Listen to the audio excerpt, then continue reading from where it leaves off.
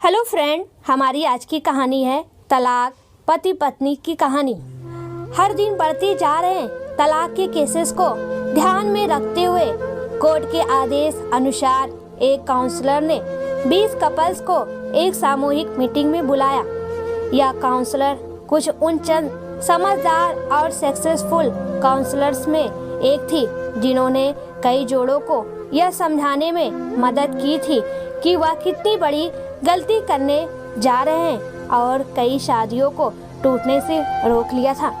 इस मीटिंग में आने वाले सभी कपल्स के दिमाग में यही चल रहा था कि उनके घर के बड़े बुजुर्ग जिस बात को नहीं रोक पा रहे थे उसे रोकने के लिए ये काउंसलर क्या ही कर लेगी। मीटिंग की शुरुआत होते ही काउंसलर ने कहा, मैं आपको वही सारी बातें रिपीट नहीं करूंगी जो आपने अपने दोस्तों, रिश्तेदारों या अपने शुभ चिंतकों से सुन रखी होगी। मैं आपको एक गेम खिलाऊंगी। उसने सभी जोड़ों को ध्यान से देखा और बाद में एक महिला को अपने पास आने के लिए कहा। जब वो महिला उसके पास आई तो उसे एक चौक देकर पास वाले ब्लैक बोर्ड पर अपने सबसे करीब 25 लोगों के नाम लिखने के लिए कहा।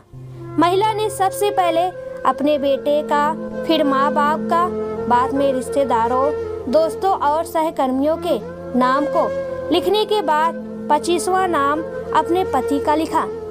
अपना नाम जब सबके बाद लिखा तो उस महिला के पति को, जो खुद भी वहाँ हाजिर था, बहुत बुरा लगा। मन ही मन सोचने लगा कि अच्छा हुआ मैं इसे तलाक देने जा रहा हूँ, मेरा फैसला गलत नहीं है।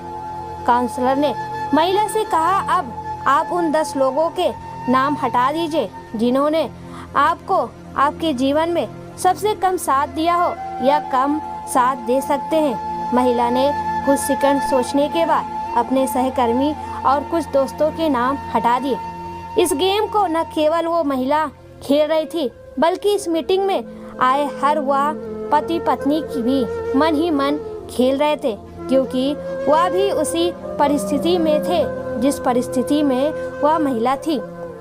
काउंसलर ने फिर से एक बार उस महिला को 10 और नाम मिटाने के लिए कहा। इस बार महिला काफी सोच में पड़ गई। 3-4 मिनट सोचने के बाद उसने अपने बाकी बचे दोस्त और रिश्तेदारों के नाम हटा दिए। अब केवल 5 नाम बच गए थे, जिसमें उसके माँ बाप और 2 बच्चों के नाम के साथ उसके पति का नाम भी था। हर कोई यह देखकर हैरान था कि सबसे आखिर में अपने पति का नाम लिखने के बाद भी उस महिला ने दोनों बार जब 10-10 नामों को मिटाने के लिए कहा गया तो उसमें अपने पति के नाम को नहीं मिटाया। काउंसलर ने अब उस महिला की तरफ देखा और बोली, आपको 2 नाम और मिटाने होंगे। महिला अब दुविधा में थी। वह काउंसलर की तरफ ऐसे देख रही थी जैसे कह रही हो कि मेरे साथ ऐसा जुल्म मत करो। काफी समय लेने के बाद जब महिला ने 2 नाम मिटाए तो उसकी आंखों में आंसू थे, क्योंकि वो नाम उसके माता पिता के थे। मीटिंग में आए सभी लोग इस घटना को बड़े ध्यान से देख रहे थे। उन्हें हर बार आश्चर्य हो रहा था, लेकिन इस बार कुछ ज्यादा ही हुआ, क्योंकि सब मान रहे थे कि जब साथ देने की बात हो तो कोई भी व्यक्ति अपने माँ बाप का नाम नहीं मिटा सकता। काउंसलर यहीं पर नहीं रुकी। उसने अब महिला से कहा कि एक आखिरी बार 2 और नाम मिटा दीजिए। महिला की हालत ऐसी हो गई जैसे कोई उसे सजा दे रहा हो। अब की बार उसने काउंसलर से मना कर दिया कि वह अब इस गेम को और ज्यादा नहीं खेल सकती। काउंसलर ने उसे समझाया कि आपको सिर्फ 2 नाम मिटाने हैं और यह एक गेम है, इससे ज्यादा और कुछ नहीं। जैसे तैसे काउंसलर ने उस महिला को 2 और नाम मिटाने के लिए मना ही लिया। कांपते हुए हाथों से महिला ने जब अपने दोनों बच्चों का नाम मिटाया तो वह फूट फूट कर रोने लगी। उस महिला के पति के साथ साथ वहां आए सभी लोग दंग रह गए। वहां आए सभी लोगों का यही सोचना था कि चाहे कुछ भी हो जाए तो महिला बच्चों का नाम नहीं मिटा सकती। काउंसलर ने उस महिला को अपनी जगह पर जाकर बैठने के लिए कहा। काउंसलर ने वहां आए सभी जोड़ों की तरफ ध्यान से देखा, जो उतने ही दुखी थे जितने की ये महिला थी। काउंसलर ने उन सभी से पूछा कि महिला ने ऐसा क्यों किया। कोई भी उस सवाल का जवाब दे नहीं रहा था, दे नहीं पा रहा था या देना नहीं चाहता। अंत में काउंसलर ने उसी महिला को खड़े होने के लिए कहा और उसी से ऐसा करने का कारण पूछा। महिला बोली, चाहे अभी मेरे और मेरे पति के बीच में कुछ प्रॉब्लम चल रही है, लेकिन जब साथ देने की बारी आती तब वह हमेशा मेरे साथ खड़े रहते थे। मेरे माँ बाप बूढ़े हो चुके हैं और वह कितने दिन मेरे साथ रहेंगे मैं नहीं जानती। मेरे बच्चे बड़े होने के बाद हमेशा मेरे साथ रहेंगे इसकी भी कोई गारंटी नहीं है। लेकिन हमारे बीच इतना कुछ होने के बाद भी मेरे पति ने मुझसे कहा है कि वह अलग होने के बाद भी जब भी जरूरत होगी तब मेरा साथ देंगे। महिला बोली, हम पता नहीं क्यों तलाक तक पहुंच गए। आज उस गेम को खेलते हुए मुझे रियलाइज हुआ कि हम दोनों के बीच ऐसी कोई बड़ी समस्या हुई ही नहीं है।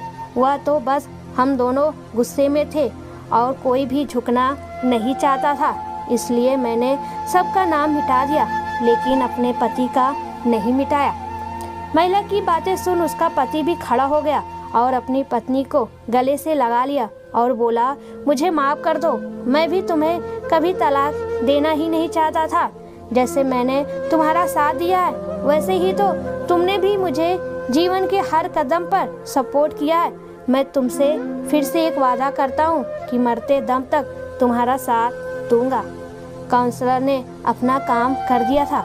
उसने वहाँ पर आए हर एक जोड़े को यह सोचने के लिए मजबूर कर दिया था कि जो वह करने जा रहे हैं कहीं वह अपने झूठे अहंकार और गुस्से की वजह से तो नहीं है, कहीं वह अपने साथी के साथ कोई अन्याय तो नहीं कर रहे हैं। इसलिए दोस्तों, पति पत्नी का दुनिया में सबसे ज़्यादा खूबसूरत रिश्ता होता है। वह भले ही किसी के दबाव, अकड़, गुस्सा में अलग होते हैं पर वह आत्मा से कभी अलग नहीं हो पाते।